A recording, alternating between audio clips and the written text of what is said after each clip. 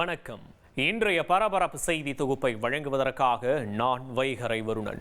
Bawaria gang, ஈரானிய gang போன்ற வடமாநில கொள்ளை கும்பலோட வரிசையில் இப்போ புதுசா நவோனியா கும்பல்னு ஒன்று நார்த் இந்தியாவிலிருந்து ஃப்ரெஷ்ஷா களமிறங்கி இருக்கு. இவங்க பணக்கார வீடுகளையும் ஏடிஎம் குறி வைக்கிறவங்க கிடையாது. இவங்களோட நெக்ஸ்ட் டார்கெட் நீங்களா கூட இருக்கலாம்.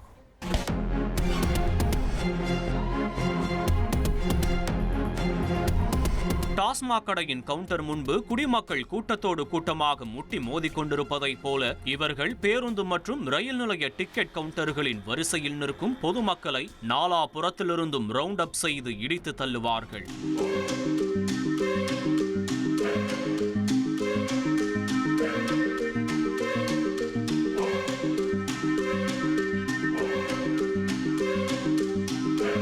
கூட்ட நெரிசலில் சிக்கி சின்னாபின்னமாகி ஒரு வழியாக டிக்கெட் எடுத்த பிறகு ஆள விடுங்கப்பா சாமி என பாசஞ்சர்ஸ் நிம்மதி பெருமூச்சு விடும் அந்த ஒரு செகண்ட் தான் இவர்களுடைய டார்கெட்.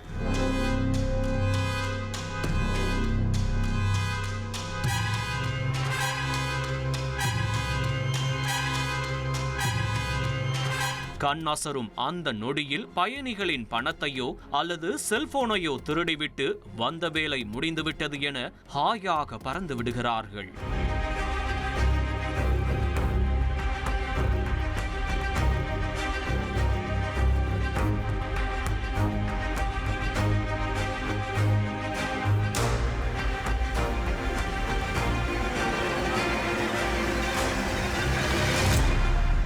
இந்த நூதன திருடர்களை பிடிப்பது அவ்வளவு லேசுப்பட்ட காரியம் இல்லை. திருட்டு கலையில் PhD பட்டம் பெற்றவர்களைப் போல எப்படி திருட வேண்டும், எங்கே திருட வேண்டும், எப்போது திருட வேண்டும், யாரிடம் திருட வேண்டும், திருடிய பிறகு போலீசில் சிக்கிக்கொள்ளாமல் எஸ்கேப் ஆவது எப்படி என்பது வரை அனைத்திற்கும் முறையாக பயிற்சி பெற்று களமிறங்கி உள்ள ப்ரொஃபஷனல் திருடர்கள்தான் இந்த நவோனியா கொள்ளை கும்பல்.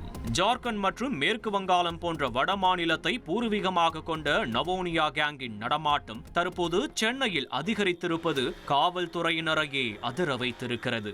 ரயில் நிலையங்கள், பேருந்து நிலையங்கள், வணிக வளாகங்கள், வார சந்தைகள் என மக்கள் கூட்டம் அலைமோதக்கூடிய இடங்களில் மிகுந்த எச்சரிக்கையுடன் இருக்க வேண்டும் என ரயில்வே பாதுகாப்பு படை மற்றும் உள்ளூர் போலீசார் எச்சரிக்கை விடுத்துள்ளனர். இந்த கும்பல் மிகவும் நுணுக்கமாக திட்டமிட்டு செயல்படக்கூடியவர்கள். இவர்களை கண்டறிவதும் கண்காணிப்பதும் மிகவும் கடினம் என போலீசாரே மக்களை அலர்ட் செய்துள்ளனர். குறிப்பாக திருட்டில் ஈடுபடும் போது இவர்கள் பொதுமக்களின் இயல்பு நிலையை சீர்குலைத்தோ அல்லது கவனத்தை திசை திருப்பியோ கொள்ளையடிப்பதை வாடிக்கையாக வைத்துள்ளனர்.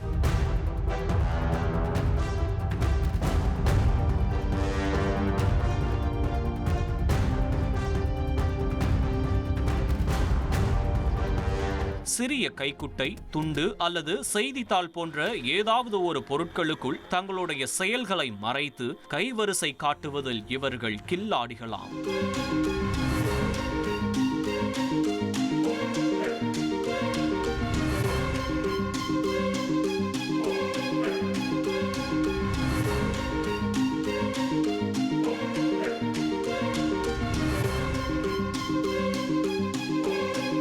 இரண்டு முதல் 3 பேர் கொண்ட சிறிய குழுக்களாக பிரிந்து செல்லும் நவோனியா gang shopping mall, bus stand, கோவில் போன்ற கூட்ட நெரிசலான பகுதிகளில் மக்களோடு மக்களாக கலந்து கேஷுவலாக நடமாடுகின்றனர். சில நேரங்களில் இவர்கள் சிறுவர்களையும் கூட திருட்டிற்கு பயன்படுத்த கூடும் என்பதால் பொதுமக்கள் முன்பின் தெரியாத நபர்களோடு ஜாக்கிரதையாக இருக்க வேண்டும் என போலீசார் வேண்டுகோள் விடுத்துள்ளனர். பொதுவாக சென்னை போன்ற மெட்ரோ சிட்டியை டார்கெட் செய்து களமிறங்கும் நவோனியா கேங் ஒரு வார காலம் தங்கியிருந்து பல திருட்டுகளை நடத்துகிறார்கள். வந்தாரை வாழ வைக்கும் ஊரில் ஓரளவு கல்லா கட்டியதும் உடனடியாக பெங்களூர், விஜயவாடா, ஹாவ்ரா அல்லது நியூ டெல்லி போன்ற மற்ற மெட்ரோ நகரங்களுக்கு இடம்பெயர்ந்து விடுவதாக சொல்லப்படுகிறது. திருட்டில் ஈடுபட்ட பிறகு இவர்களுடைய லொகேஷனை மாற்றிக்கொண்டே இருப்பதால் போலீசார் இந்த கும்பலை அடையாளம் கண்டாலும் அவர்களை துரத்தி சென்று கைது செய்வது மிகவும் சவாலானதாக மாறியுள்ளது.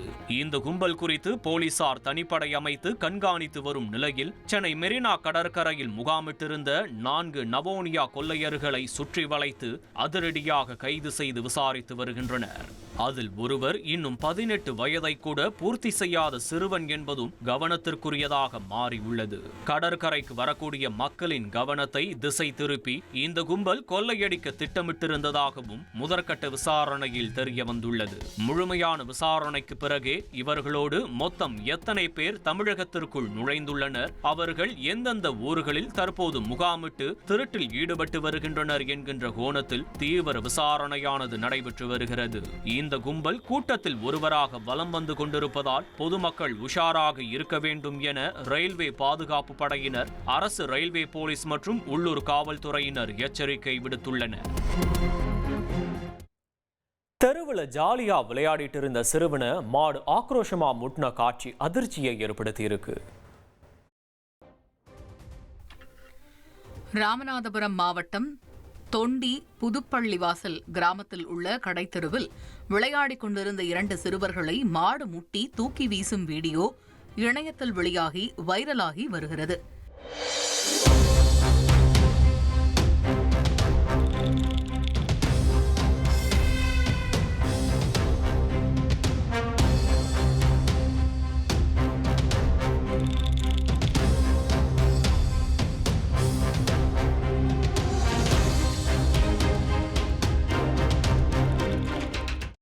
இதையடுத்து ரோட்டில் சுற்றித் திரியும் மாடுகளின் உரிமையாளர்கள் மீது பேரூராட்சி நடவடிக்கை எடுக்க பொதுமக்கள் கோரிக்கை வைத்துள்ளனர். ஃபேஸ்புக், இன்ஸ்டாகிராம், யூடியூப் உள்ளிட்ட 26 சமூக வலைதளங்களுக்கு நேபாள அரசு தடை விதிச்சதால அந்த நாட்டில் பெரும் கலவரம் வெடிச்சிருக்கு.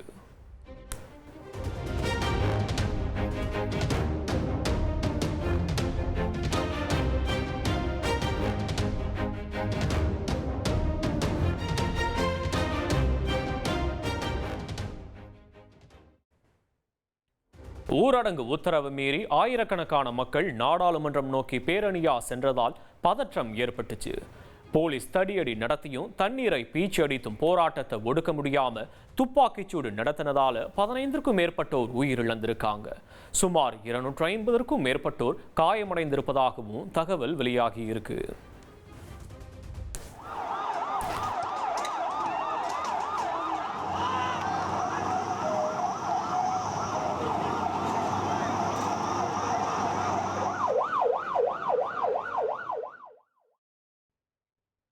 இது ஒரு பக்கம்னா, நேபாளத்தில் அரசுக்கு எதிரான போராட்டத்தில் பெரும்பாலும் ஜென்சி தலைமுறையினரே பங்கேற்றதா வெளியாகி இருக்க தகவலும் பரபரப்பை ஏற்படுத்தி இருக்கு. இன்ஸ்டாகிராம், யூடியூப் பயன்படுத்தாம எங்களால் இருக்க முடியாது எனவும் ஜென்சி தலைமுறையினர் கொந்தளித்து வருவதா நேபாளத்திலிருந்து வரும் தகவல்கள் தெரிவிக்குது. வன்முறை எதிரொலியாக நேபாள உள்துறை அமைச்சர் ராஜினாமா பண்ணியிருக்காரு. சமூக வலைதளம் தடை தொடர்பா அந்நாட்டு பிரதமரும் முக்கிய ஆலோசனையில ஈடுபட்டிருக்காரு. வாகன விபத்துல இறந்து விட்டதா போஸ்ட் போட்டவங்களை பார்த்து சிரிப்பா வருதுன்னு கலாய்ச்சிருக்காங்க காஜல் அகர்வால். பிரபல நடிகையான காஜல் அகர்வால் வாகன விபத்தில் இறந்து விட்டதாக சமூக வலைதளங்களில் வதந்தி ஓடிட்டு இருக்கு. இது குறித்து போஸ்ட் போட்டவங்க காஜல் அகர்வால் சிலர் வன்மத்தில் பொய் தகவலை பரப்பிட்டு வருவதாகவும் இதனை பார்த்த உடனே சிரிப்பு வந்துவிட்டதாகவும் சொல்லியிருக்காங்க. கடவுளோட அருளால் நான் நல்ல ஆரோக்கியத்துடனும் பாதுகாப்பாகவும் மகிழ்ச்சியாகவும் இருக்கிறதாகவும் காஜல் பதிவு பண்ணியிருக்காங்க. இது போன்ற பொய்யான செய்திகளை யாரும் நம்பவோ பரப்பவோ வேண்டாம்னு வேண்டுகோள் விடுத்திருக்காங்க. கல்யாண ஆசை காட்டி பாலியல் வன்கொடுமை பண்ணி நாஞ்சில் விஜயன் சீரழிச்சிட்டதா திருநங்கை ஒருத்தவங்க புகார் அளிச்சிருக்க சம்பவம் அதிர்ச்சியை ஏற்படுத்தி இருக்கு. சின்னத்திரை நகைச்சுவை நடிகர் நாஞ்சில் விஜயன் தன்னை ஏமாற்றிவிட்டதாக திருநங்கை ஒருவர் சென்னை காவல் ஆணையர் அலுவலகத்தில் புகார் அளித்துள்ளார். சென்னை வில்லிவாக்கத்தைச் சேர்ந்த திருநங்கை மற்றும் சின்னத்திரை துணை நடிகை வைஷுலிசா என்பவர் நடிகர் நாஞ்சில் விஜயன் தன்னை காதலித்து திருமணம் செய்து கொள்வதாக கூறி உடல் உறவில் ஈடுபட்டதாக புகார் தெரிவித்தார். திருமணத்திற்கு பிறகு உறவை மறுத்து நாஞ்சில் விஜயன் தனக்கு மனவேதனை ஏற்படுத்தி தற்கொலைக்கு தள்ளும் நிலைக்கு தள்ளியதாக வைஷுலிசா கூறியுள்ளார். நாஞ்சில் விஜயன் அவர்கள் கடந்த 7 வருஷமாக என் கூட தொடர்பில் இருந்தார். இப்போ ரீசெண்டாக என் கூட தொடர்பு இருக்க முடியாது, அப்படின்ற மாதிரி என்னை மனதளவில் ரொம்ப ஹர்ட் பண்ணுறாரு. அதில் செக்ஷுவலாகவும் அவர் கூட நான் நிறைய வாட்டி இருந்திருக்கேன். ஆசை வார்த்தையெல்லாம் காமிச்சார், நான் கல்யாணம் பண்ணிக்கிறேன், உன் கூட ஒன்றா இருக்கேன் அப்படின்னு சொல்லிட்டு. கைது பண்ணி சிறையெல்லாம் அடிக்க வேண்டாம், என் கூட சேர்ந்து வாழ்ந்தா போதும் சார். நாஞ்சில் விஜயன் இது தொடர்பாக யாரையும் தெரியாது என்று மறுத்துள்ளார். திருக்கோவிலூர்ல பிரபல தனியார் கல்லூரி கேண்டீன்ல பசங்களுக்கு கொடுக்கப்பட்ட சாம்பார்ல எலி இறந்து கிடந்த வீடியோ அதிர்ச்சியை ஏற்படுத்தி இருக்கு.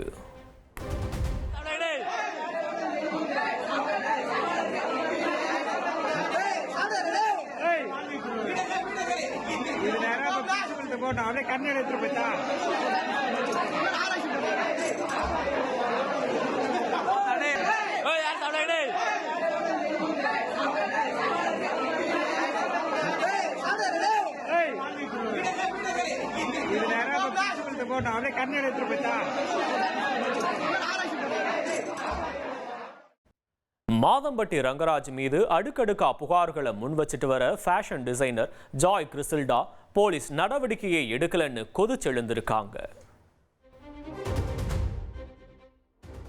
மாதம்பட்டி ரங்கராஜ் அவதூறாக பேசி வருவதாகவும் தனக்கு நீதி வேண்டும் என்றும் ஜாய் கிறிசில்டா தெரிவித்துள்ளார். இதுகுறித்து சமூக வலைதளங்களில் பதிவிட்டுள்ள அவர் சென்னை மாநகர ஆணையரிடம் புகாரளித்து 10 நாட்கள் ஆவதாக தெரிவித்துள்ளார். மாதம்பட்டி ரங்கராஜ் தன்னை திருமணம் மற்றும் கர்ப்பம் எனும் விஷயங்களில் ஏமாற்றி வஞ்சித்த விதத்தை விரிவாக விளக்கி புகாரளித்ததாகவும் குறிப்பிட்டுள்ளார். தற்போது 7 மாத கர்ப்பிணியாக உள்ள தான் இவ்வளவு மோசமான உடல் நிலையிலும் தனது பார்வையற்ற தாயாருடன் நேரில் சென்று ஆணையர் அலுவலகத்தில் புகார் அளித்ததாக தெரிவித்துள்ளார். ஆனால் இதுவரை தனது புகாரின் நிலைமை என்ன என்பது குறித்து தெரியவில்லை என்றும் ஜாய் கிறிசில்டா குறிப்பிட்டுள்ளார். மாதம்பட்டி ரங்கராஜ் தன்னை குறிவைத்து அவதூறாக சமூக வலைதளத்தில் பதிவிட்டுள்ளதாகவும் இதில் அரசு தலையிட்டு தனக்கு நீதி வழங்க வேண்டும் என்றும் ஜாய் கிறிசில்டா கேட்டுக் கொண்டுள்ளார்.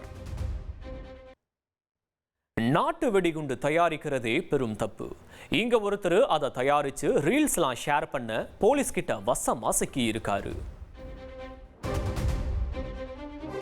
கோவில்பட்டி அருகே நாட்டு வெடிகுண்டு தயாரித்து ரீல்ஸ் எடுத்து வெளியிட்ட இளைஞரை காவல்துறையினர் கைது செய்தனர். தூத்துக்குடி கோவில்பட்டி அருகே இலுப்பையூரணி காட்டுப்பகுதியில் இளைஞர் ஒருவர் நாட்டு வெடிகுண்டு தயாரித்து அதை வெடிக்கச் செய்து ரீல்ஸ் எடுத்து வெளியிட்டுள்ளார். சமூக வலைதளங்களில் வீடியோ வைரலானதை தொடர்ந்து காவல்துறையினர் வழக்கு பதிவு செய்து இளைஞரை தேடி வந்தனர். இதையடுத்து ரீல்ஸ் வெளியிட்ட இலுப்பையூரணி காலனியைச் சேர்ந்த குமாரை காவல்துறையினர் கைது செய்தனர். பிரபல மலையாள நடிகையான நவ்யா நாயர் ஆஸ்திரேலியாவுக்கு பூ எடுத்துட்டு போனதால ஒரு பிரச்சனை நடந்திருக்கு. என்னாச்சுன்னு பார்க்கலாம். ஆஸ்திரேலியாவிற்கு கைப்பையில் பூவுடன் சென்ற நடிகை நவ்யா நாயருக்கு 1,25,000 ரூபாய் அபராதம் விதிக்கப்பட்டுள்ளது. பிரபல மலையாள நடிகையான நவ்யா நாயர் ஓணம் நிகழ்ச்சிகளில் கலந்து கொள்வதற்காக ஆஸ்திரேலியா சென்றார். இவரின் கைப்பையில் பூ கொண்டு சென்றுள்ளார். மெல்போர்ன் விமான நிலையத்தில் இவரின் பையை சோதித்த அதிகாரிகள் பூ வைத்திருந்த குற்றத்திற்காக 1,25,000 ரூபாய் அபராதம் விதித்துள்ளனர். சிறிய பூவிற்காக அபராதம் கட்ட வேண்டிய சூழல் உருவாகியதாக வேதனையுடன் அவர் கூறியுள்ளார். செல்போன் வாங்கி தரலன்னு ஒரு இளைஞர் எடுத்த விபரீத முடிவு பரபரப்பை ஏற்படுத்தி இருக்கு. தாய் செல்போன் வாங்கி தராததால் செல்போன் டவர் மீது ஏறி போராட்டம் நடத்திய இளைஞரால் பரபரப்பு ஏற்பட்டது.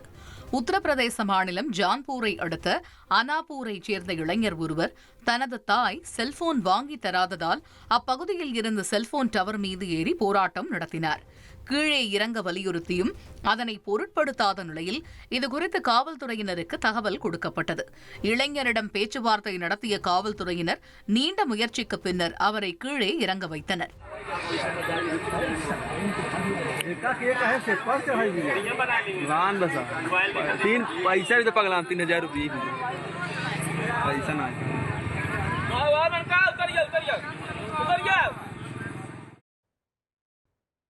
சாராய விற்பனை செஞ்ச கும்பலை கைது பண்ண போலீசார ஒரு கிராமமே சேர்ந்து அடிச்சு விரட்டி இருக்கு. எங்க நடந்ததுன்னு பார்க்கலாம். பீகாரில் சட்டவிரோத மது விற்பனையை தடுக்க சென்ற காவல்துறையினரை கிராம மக்கள் ஓட ஓட விரட்டி அடித்த சம்பவம் அதிர்ச்சியை ஏற்படுத்தியுள்ளது. பீகார் மாநிலம் ஜமுய் மாவட்டத்தில் உள்ள பர்கத் கிராமத்தில் சட்டவிரோதமாக நாட்டுச் சாராயம் தயாரித்து விற்பனை செய்யப்படுவதாக காவல்துறைக்கு தகவல் கிடைத்துள்ளது. இதனையடுத்து பெண் காவலர்கள் அடங்கிய குழு கிராமத்தில் உள்ள வீடுகளில் அதிரடி சோதனை மேற்கொண்டனர். இதனை அறிந்த அப்பகுதியில் இருந்த கிராம மக்கள் சிலர் பெண் காவலர்கள் உட்பட காவல்துறையினரை தங்கள் கையில் வைத்திருந்த தடியை கொண்டு ஓட விரட்டி அடித்து தாக்குதல் நடத்தினர்.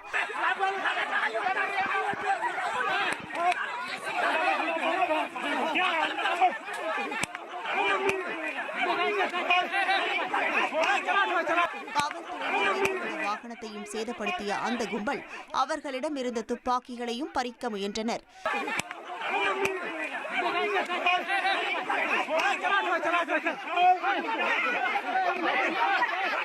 இந்த சம்பவத்தில் போலீசார் காயமடைந்த நிலையில் கிராமத்தை சேர்ந்த 20 பேர் மீது வழக்கு பதிவு செய்யப்பட்டுள்ளது. 6 பெண்கள் உட்பட 13 பேரை காவல்துறையினர் கைது செய்துள்ளனர். கர்நாடகால ஹிந்து அமைப்பினர் நடத்தின போராட்டத்தில் வன்முறை விடுச்சதால போலீசார் தடியடி நடத்தியிருக்காங்க. இதனால அங்க 144 தடை உத்தரவு பிறப்பிக்கப்பட்டிருக்கு. கர்நாடகாவின் மண்டியா பகுதியில் விநாயகர் சிலை ஊர்வலத்தில் நடந்த கல்வீச்சு சம்பவத்தை கண்டித்து இந்து அமைப்பினர் போராட்டத்தில் ஈடுபட்டனர். பலத்த பாதுகாப்பையும் மீறி மத்தூர் நகரில் நடந்த கல்வீச்சு சம்பவத்திற்கு கண்டனம் தெரிவித்த அவர்கள் சாலையில் பொருட்களை எரித்து எதிர்ப்பு தெரிவித்தனர். காவல்துறை எச்சரிக்கைக்கு செவிசாய்க்க மறுத்து போராட்டத்தில் ஈடுபட்டவர்கள் மீது போலீசார் தடியடி நடத்தினர்.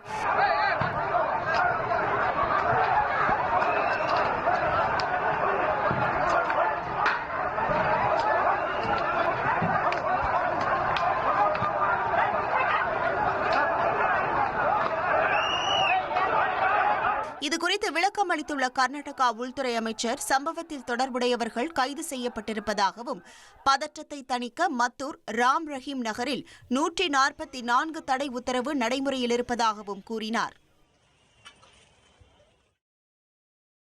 தனிமையில் இருந்த இளம்பெண்ணை மிரட்டி கூட்டு பாலியல் வன்கொடுமை செய்திருக்கிறது ஒரு கும்பல். சகோதரர்கள் உட்பட 3 பேர் குடிபோதையில கூட்டு பாலியல் வன்கொடுமை செய்ததா வெளியாகி இருக்க தகவல் அதிர்வலைகளை ஏற்படுத்தி இருக்கு.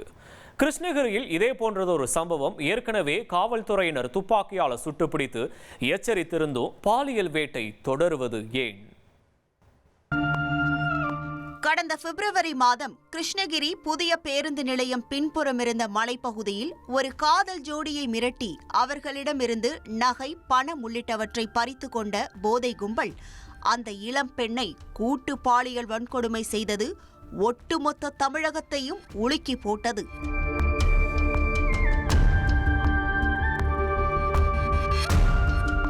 இந்த சம்பவத்தில் தொடர்புடைய 4 குற்றவாளிகளை போலீசார் சுற்றி வளைத்த போது நடந்த சேசிங்கில் ஒரு குற்றவாளியை போலீசார் சுட்டு பிடிக்க நேர்ந்தது. மற்றொரு குற்றவாளிக்கு காலில் எலும்பு முறிவு ஏற்பட்டு அவருக்கு மாவுக்கட்டு ட்ரீட்மெண்ட் கொடுத்தனர்.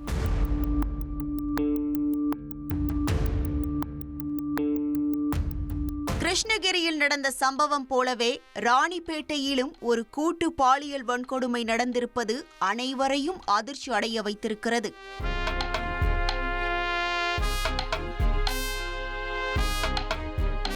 ராணிப்பேட்டை மாவட்டம் நவ்லாக் பாலாற்றங்கரையில் உள்ள அரசுக்கு சொந்தமான எண்ணெய் வித்து பண்ணை பகுதி இது.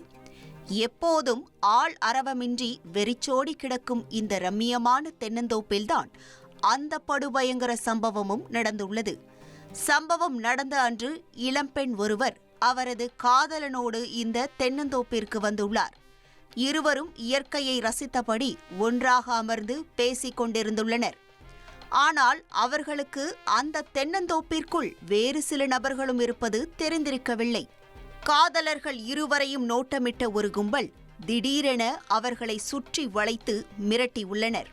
தங்களுடைய ஆசைக்கு இணங்கவில்லை என்றால் காதல் விவகாரத்தையும் காதலனோடு ஒன்றாக இருந்த வீடியோ காட்சிகளையும் பெற்றோருக்கு அனுப்பிவிடுவோம் என மிரட்டியதாக தெரிகிறது. இதனைத் தொடர்ந்து அந்த காதலனை அடித்து ஓடவிட்டுள்ளனர். காம மிருகங்களிடம் தனியாக சிக்கிக்கொண்ட இளம்பெண், அண்ணா விட்டுருங்க ப்ளீஸ் என எவ்வளவோ கெஞ்சி கதறியும் அவர்கள் மனம் இறங்குவதாக இல்லை. அந்த இளம்பெண்ணை அதே இடத்தில் வைத்து கூட்டு பாலியல் வன்கொடுமை செய்துள்ளனர். எனினும் தனக்கு நடந்தது போன்ற கொடுமை இனி வேறு எந்த பெண்ணிற்கும் நடந்துவிடக்கூடாதென நினைத்த இளம்பெண் தைரியமாக காவல் நிலையத்தில் புகார் அளித்துள்ளார். நடந்த சம்பவம் தொடர்பாக வழக்கு பதிவு செய்த போலீசார் 3 இளைஞர்களை பிடித்து விசாரித்து வருகின்றனர். காதலன் அந்த இளம்பெண்ணை அரசு பண்ணைக்கு அழைத்து வந்தது ஏன் உள்ளிட்ட பல கோணங்களில் விசாரணை நடைபெற்று வருகிறது. அதோடு சம்பவம் நடந்த அரசுக்கு சொந்தமான பண்ணை பாலாற்றங்கரையோரம் அமைந்துள்ள இயற்கை எழில் கொஞ்சும் இடமாக இருந்தாலும் அது தற்போது சமூக விரோதிகளின் கூடாரமாக மாறிவிட்டதென அப்பகுதி மக்கள் குற்றம் சாட்டுகின்றனர்.